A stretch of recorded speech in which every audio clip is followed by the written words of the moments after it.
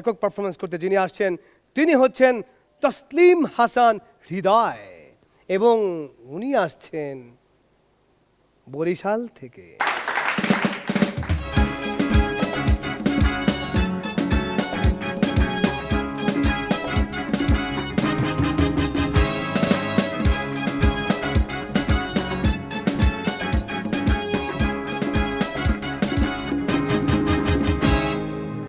এক অন্তঃসত্ত্বা মা তার ছোট্ট বাচ্চা ছেলের কাছে জিজ্ঞেস করলো, আচ্ছা বাবু, তুমি তোমার ছোট্ট ভাই চাও না ছোট্ট বোন চাও? বাচ্চা ছেলেটি বলল, না মামুনি, আমি আমার ছোট্ট ভাইও চাই না, ছোট্ট বোনও চাই না, পারলে আমাকে একটা ছোট্ট গোড়ার বাচ্চা দাও। সেদিন জিমে গিয়ে দেখলাম আমাদের মাদার স্যার ইয়া বড় ভুঁড়ি নিয়া পাও শক্ত করার ব্যায়াম করতেছে। তা আমি মাদার স্যারে কইলাম, স্যার আপনার তো আসলে ভুঁড়ি ব্যায়াম করা উচিত। মাদার স্যার আমার কইলো, ওটা করছিলাম কিন্তু ভুঁড়ি কমে নাই, তাই ভুঁড়ির ওজন রক্ষা করার জন্য পা দুটারে শক্ত করতেছি।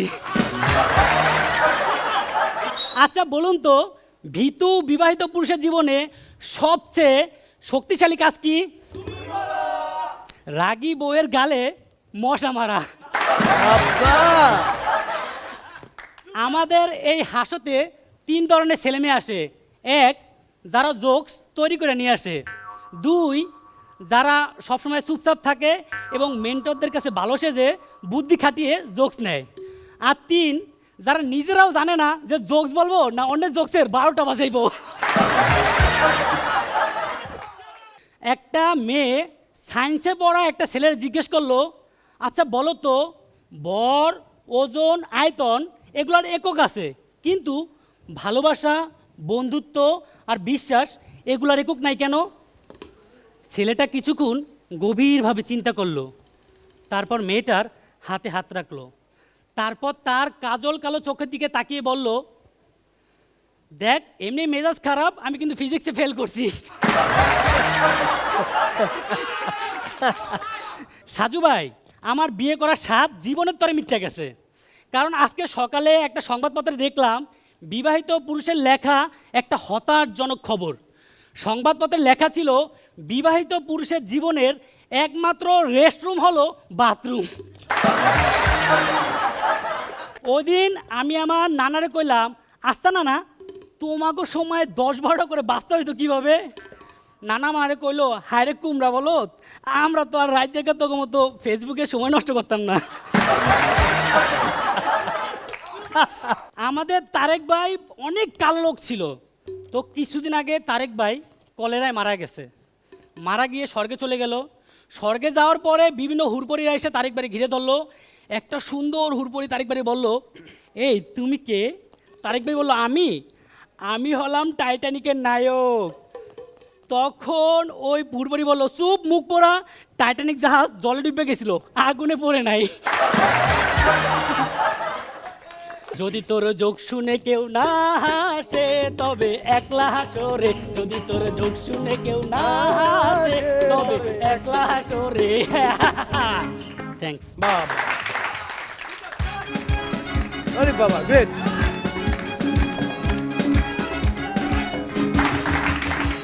জুয়েল ভাই, হৃদয় ছোঁয়া যোগ তুমি বলেছ, সবচেয়ে ভালো যে জিনিসটা সেটা তোমার ইমপ্রুভমেন্ট ক্রমেই হচ্ছে।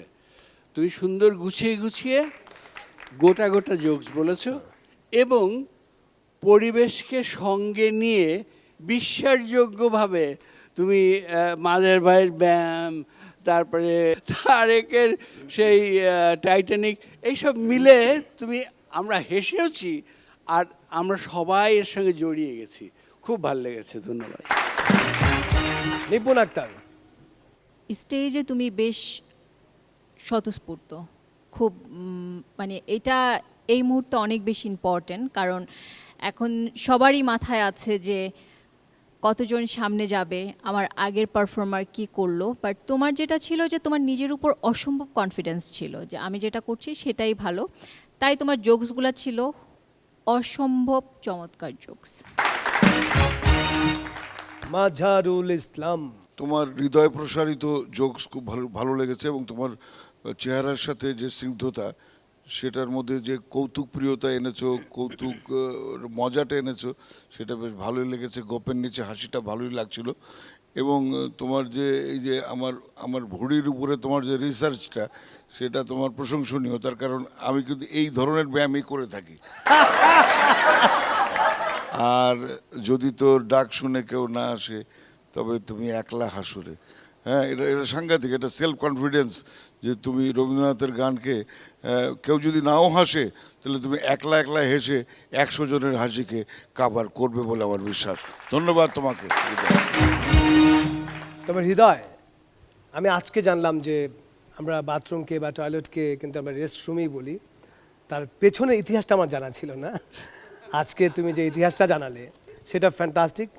সেই বাথরুমে যেই লোকটি বসে আছে তার জন্য বলতে হয়, যদি কেউ কথা না কয়, ওরে ও অভাগা, কেউ কথা না কয়, যদি সবাই থাকে মুখ ফিরায়ে, সবাই করে তবে পরাণ খুলে ও তোর মুখ ফুটে তোর মনের কথা